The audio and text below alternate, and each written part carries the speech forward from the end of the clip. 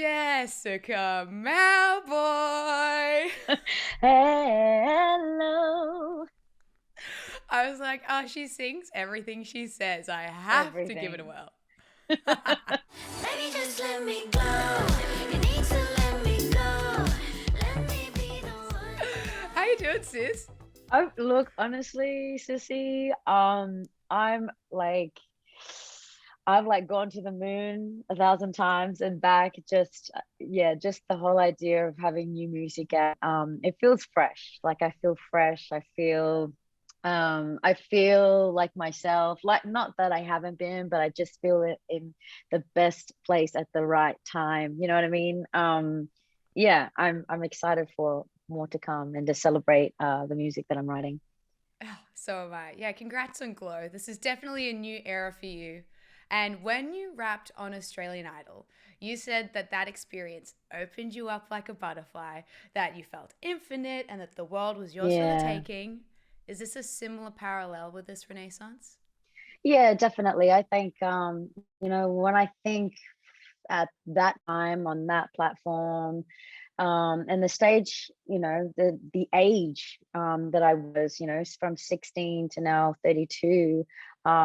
There's been so many different stages and kind of different growths and experiments, that have led me, to where I am today. And yeah, there's definitely, the goal is to kind of remain humble, but also acknowledge my ability to be in the presence of music and have that kind of relationship that can't seem to go away. Every time I'm like, okay, I'm done, and then it's like, not, she's not done.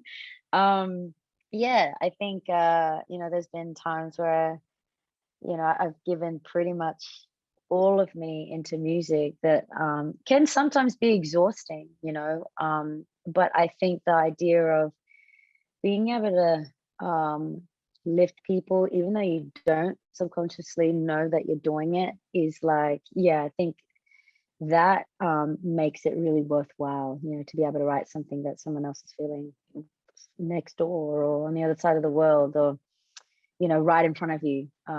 Yeah, I guess that kind of always crosses my mind when it comes to like, oh, am I done with this? No, I'm not. It's that This whole universal language. storytelling. Yeah, Yeah. yeah, yeah, yeah, yeah, yeah. I love that. You kind of touched on it there, that you kind of did have this break in the middle of your career where you said you fell out of love with music. Upon reflection, was that kind of just burnout? Was it, lack of Yeah, control or creative unfulfillment? What was that phase? And I'm conscious you yeah, were also in Los Angeles at the time, a fair yeah. bit. Look, yeah, I was overseas a fair bit. I think it was maybe the loss of like connection with like where I was, where I've come from. Not being able to get home as much and see my mob and have that family connection. I would make, 5 trips a year to go and see my mob. And I just think, yeah, there was a combination of like having dedicated so much to music, and the business to that. Yeah, there was a part of me that was lacking, my connection with my family that seemed to give me the strength to be able to do my job, to be able to do the work and bring vulnerability and bring spark and bring energy. That all really stems from um, you know uh, the people that I love. That give Mm. that back to me. 100%. Yeah, we're both Indigenous women in the media. And I know, particularly for myself and the mob around me, it's super hard to recharge without being able to Hmm. go, visit country and reconnect and see my Hmm. family, and particularly over the past 2 years. And just like finding that break in the Yeah. rat race is so important. Tell me about your mob in the Northern Territory. Yeah, so obviously my mob stemmed from North Queensland. So I'm a Kuku Yalanji and Waka Amazing. woman from the north. It stems down to the south of Queensland. But Mm-hmm. yeah, mum was born and bred in Mount Isa.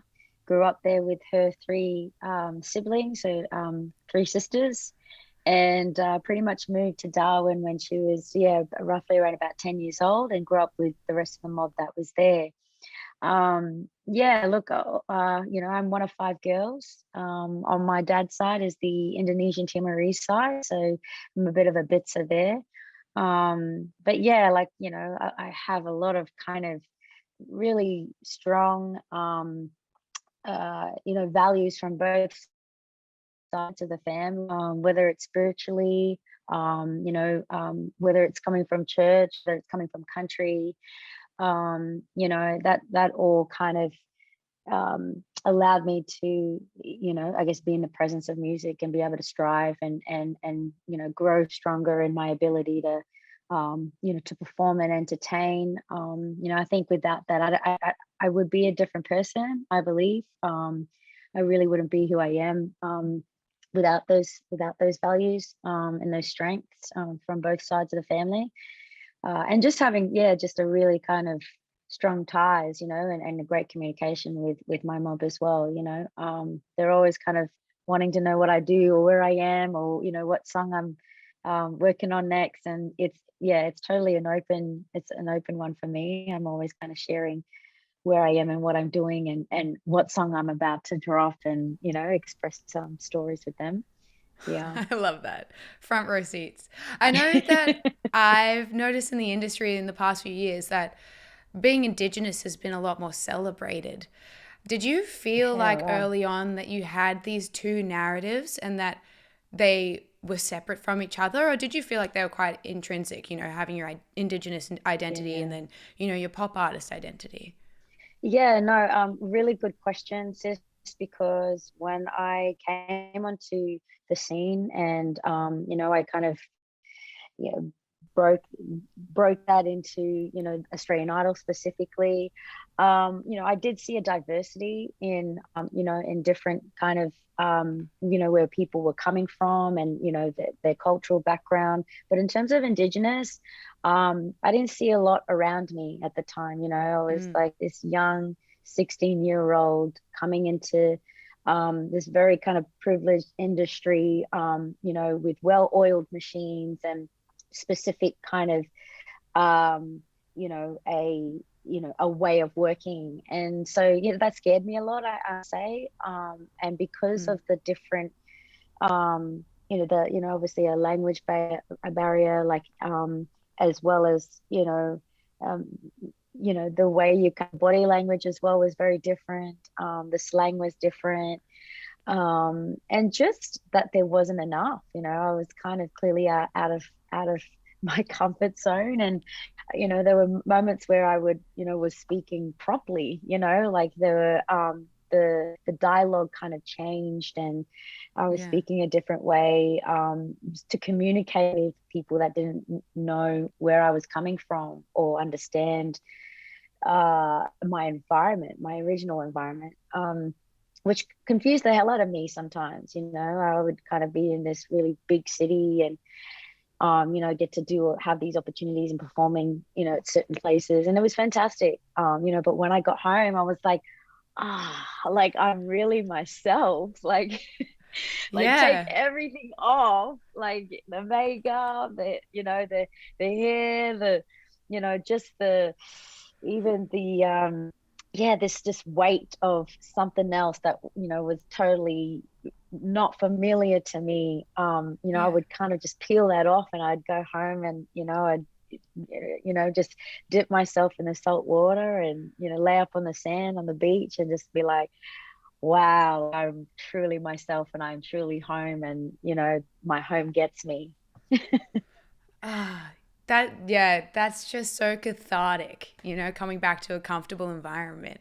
And I know that Glow is about, learning who you are, falling back in love with yourself. What is the biggest lesson that you've learned? uh, I think to never kind of yeah, truly respect your like values and who you are and your kind of upbringing, because those are the things that are almost like, the base of who you are. Your kind of go to the next, to the next experiment, or to the next, um you know space. For me, I think, to never kind of doubt my to doubt myself. I think, you know, to in the music industry can hold this sense of like it's you're quickly to doubt yourself because there's so much Mm. happening, and you know, sometimes people uh, don't know a thing about you, you know, or have some kind of understanding, you know, from a piece of, you know, dialogue, or you know, Yeah. from a, you know, a Draw video content or conclusions. something. Yeah. Yeah. So for me, you know, I think it was purely about always being genuine, always being honest, and having the music speak, for, you know, for, you know, for everything that I do, because that's what I feel like I'm most kind of comfortable, in projecting through, is the music. That's what I know how to do best, you know. Yeah. That's your narrative. You're creating that narrative through your music.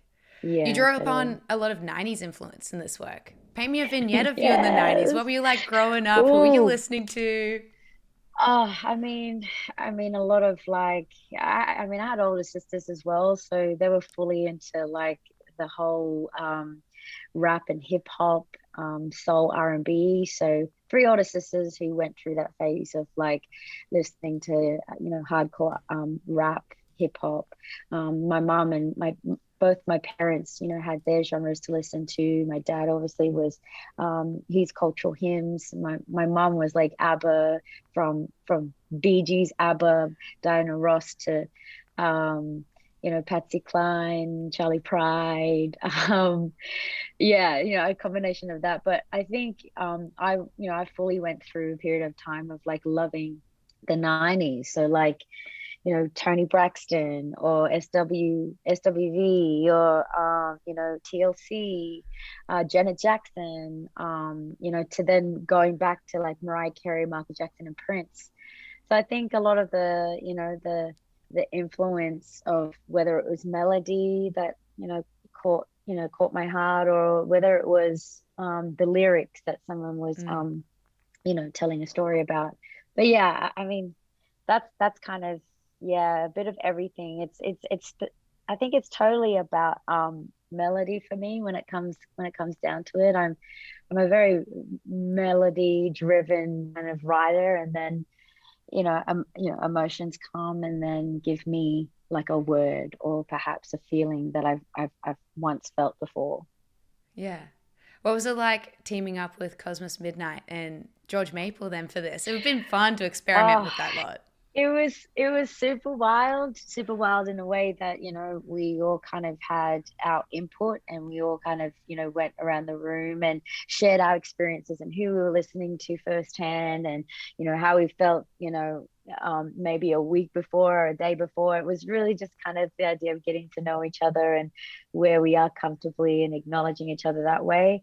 And then, yeah, no, we kind of went into, you know, the question was asked, what do you feel like writing about? And yeah, I think the idea really came from, yeah, certain songs that kind of, you know, made you feel like you were just totally in your element, and you were on cruise control, and you Mm. were not vocally having to try. And I really wanted to experiment that with George, and George Maple was totally, you know, supportive of, you know, the technique of how I was singing, on Glow as well. So I think it was just true support and love, throughout the, you know, the process of writing this song.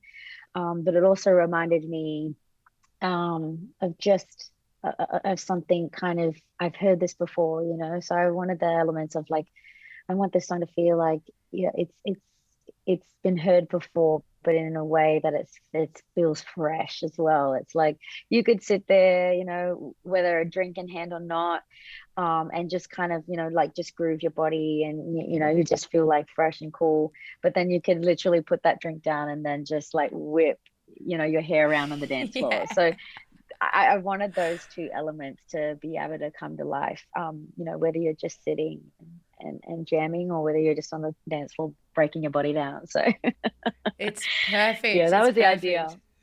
I love that. Yeah, definitely nostalgia tinged. And I definitely see it as like, even when you're like cleaning the house, having a good cook up, like Yes, perfect. sis, Perfect. yes, all of those things visually, Yeah. like I could see that going down, you know, like just, Yeah. But then I'm yeah, out at the exactly. club and it's there too, you know? All times of day.